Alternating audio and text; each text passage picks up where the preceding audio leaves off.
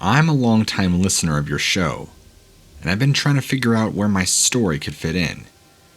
You've got some pretty incredible accounts told here, and I've noticed that you especially favor Dogman. Well, I've decided to see how my story will go over with you, but it could go over like a lead balloon. I didn't have an experience with Dogman, as you describe them often. I did, however, encounter a wolf-like creature that makes your average timber wolf look like a rat. Some of my business brought me up to the unusually remote and desolate region between Canada and Alaska.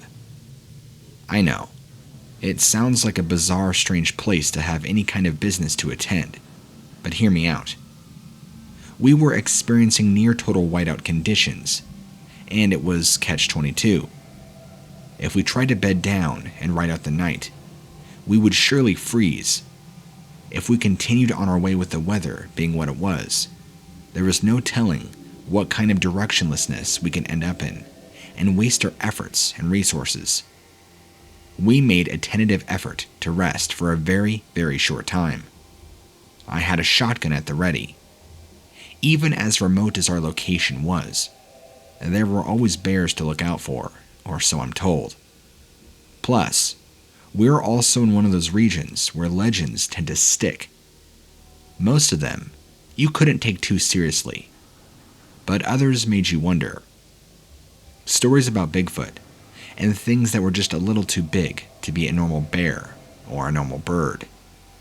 Just one of those places that could easily be hiding, something we arrogantly assumed died out millions of years ago. Due to my heritage, I tend to buy more into the legends of the region, stemming from the days of the Native American tribes that used to occupy the present land. I was dozing off when a sound even louder than the snowstorm had reached me and jarred me awake violently. It sounded like a war zone, when in fact it was our truck being moved by something. And when I say moved, I mean being tossed around like a Hot Wheels toy. I could just barely make out what looked like a living mountain of fur that was being rapidly glazed up by the storm. The bad thing about detailed descriptions in a snowstorm is that the brain attempts to fill in the gaps of what it can't see for sure. That's how snow blindness occurs. It's essentially sensory deprivation, to the point where the brain creates light hallucinations to compensate.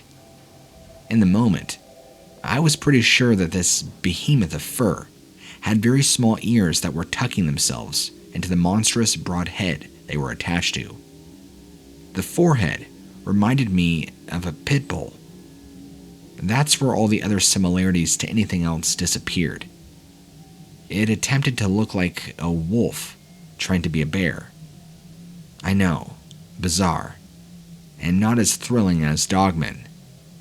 It wasn't appearing to walk on hind legs, and no, it did not have glowing red eyes.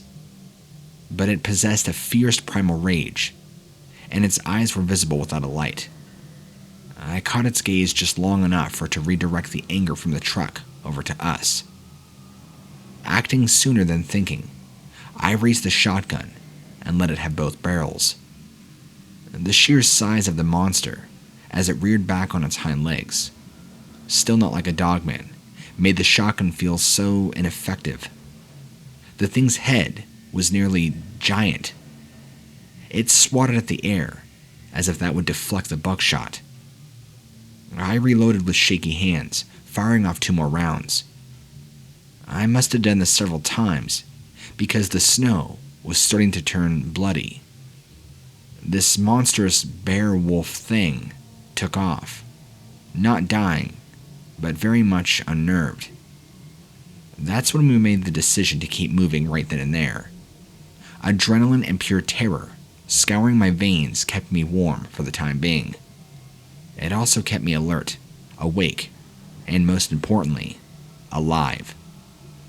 It's one thing to encounter a monster that you've never seen before. It's another to meet that monster entire leagues away from other people, other than your traveling buddies, who are just as puny and clueless as you. Like I said, I did not encounter a Dogman. but this was still a terrifying experience for me. I wish you could see the way I'm shaking as I relive these moments. I love your show, and I'll be listening, and I thought it was important that I added my 2 cents in my own story. To conclude, no, this was not a grizzly bear. Even though it possessed the same size if not larger, it looked vastly different. It looked more like a wolf combined with a bear, if that makes any sense, and had this unnatural viciousness to it. That's the best I can describe.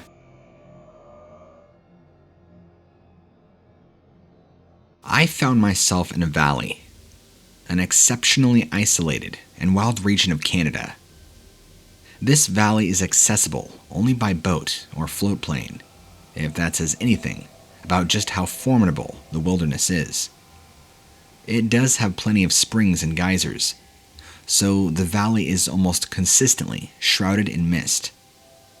I'm telling you this because it tells you how crazy I was to be dragged out here. I was desperate for money, and the person I was working for was desperate for support. I agreed to a healthy paycheck if I managed to survive. The valley is often referred to as Headless Valley, if that tells you anything. Almost all the bodies that turn up in the place have suffered decapitation. My employer had a crew of about 13 total, including him. A few were like me, in it for the money. The rest were full-blown monster-loving psychos. And for the sake of the story, I'll refer to my employer as John Alpha, just to keep his identity safe. Mr. Alpha planned on having a seance on our very first night, being a very quote-unquote spiritual individual. A heavy rain had him cancel that plan, which was more than fine by me, since I'm a pretty firm atheist. But I'm not a strict materialist either. There was something about that valley that I felt a weird feeling. At least we weren't going to freeze. I was surprised at how comfortable the valley was compared to the rest of the wild, thanks in part to the springs. I could see how animals and the rest of the world couldn't sustain down here, at least as far as hiding goes. Mr. Alpha enthusiastically explained that we were going to set up a mobile production studio in a tent. I suddenly had the feeling of being exposed. No more protection from the evil of the valley than the men that had passed through during their age of gold. I was assigned to go do reconnaissance on the area with a coworker that I'll call John Beta. Again, these aren't real names. I'm just using these to protect the identities of the individuals I had this encounter with. Bear with me. All we got for the job were GoPro cameras and ghost detecting equipment. I swear, this stuff looked like it was made for movie sets, rather than serious paranormal investigation. We began our hike in thick birchwood. We felt that the white bark would make other things easier to see. Also, it felt way too open and exposed if we had decided to stake out in the open. The woods is where all kinds of quote-unquote scary stuff happens. But you would have had to been there to know that feeling that I'm specifically describing. John Beta seemed much calmer than me, and he pointed out how high-strung I was, and that I should afford to relax. I, in turn, pointed out how every dead body that was ever recovered from this valley was decapitated, and that if he didn't believe me, he could simply Google it himself. He didn't. He shook his head. The ghost hunting equipment registered nothing as far as EVPs, and I didn't expect them to either. I tried not to think of all the ways that the valley earned its reputation of being legitimately haunted wilderness. I felt the need to relieve myself, so I ducked down into a natural pit that was lined with grass. I came out just in time to see something that looked equal parts prehistoric and demonic rushing up to my boss. It took his head off with one clean blow. To say that this was massive doesn't do it justice. He clearly didn't see it coming, due to the fact that it was a perfect shade of white to blend in with the surrounding, and the way it had moved with perfect silence was disturbing and chilling. the only detectable noise being was the disgusting sound of his snapping vertebrae. I have never felt that kind of raw, blind terror before in my life. This animal could have easily passed as a massive white wolf, but it was too broad. There were too many features that didn't quite fit.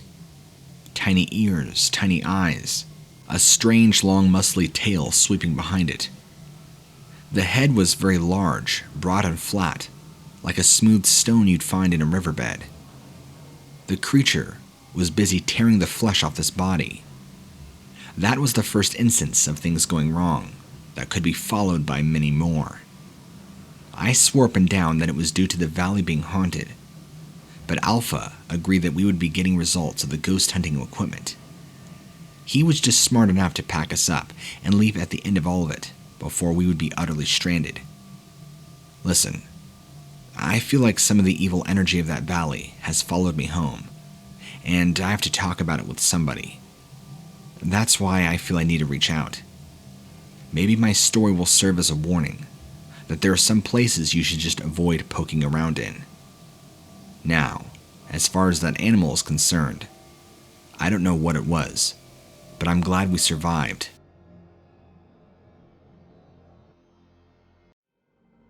I received a gift from my uncle that ultimately came as a surprise. To put it mildly, the guy didn't like me. He never had. Even when I was a child. It's one of those enduring family mysteries that never really had any real explanation. It just simply was. When I was well into my adult years, he was a declining old man. He had sent me a letter. The first one, in fact, I'd ever gotten from him. He was sending me the deed to a plot of land in a forest located deep in Canada, of all places, and supposedly came with a cabin he had hand-built. I looked it over and made some phone calls to make sure it wasn't fake or a hoax. It appeared to be the real deal.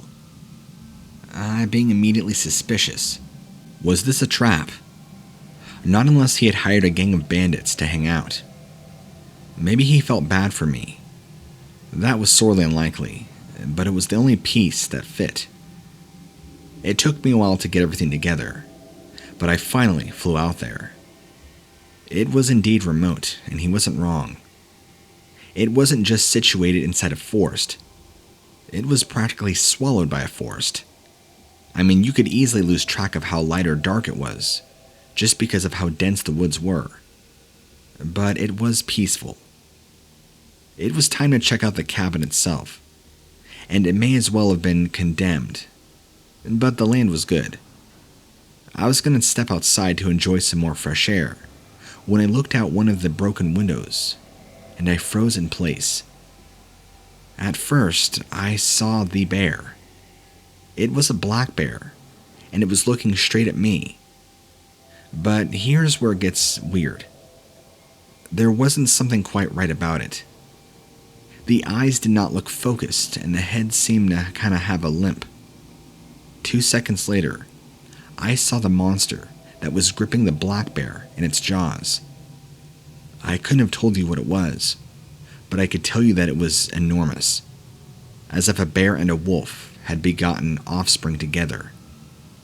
The bear was dead, and I could not run outside without being seen. I watched as this monster tore this animal in pieces like it was nothing. I was a prisoner for what felt like hours as this large animal ate, far larger than the bear it killed. It's almost as if by some act of God, the thing left. I fled, exhausted from terror, standing there, waiting for the thing to pick up my scent and come after me next. The flimsy front of the cabin wouldn't have even held up if this thing wanted me badly enough. No, I have not contacted my uncle yet to let him know that I survived. However, if I see him again, I'm probably going to let him know what happened.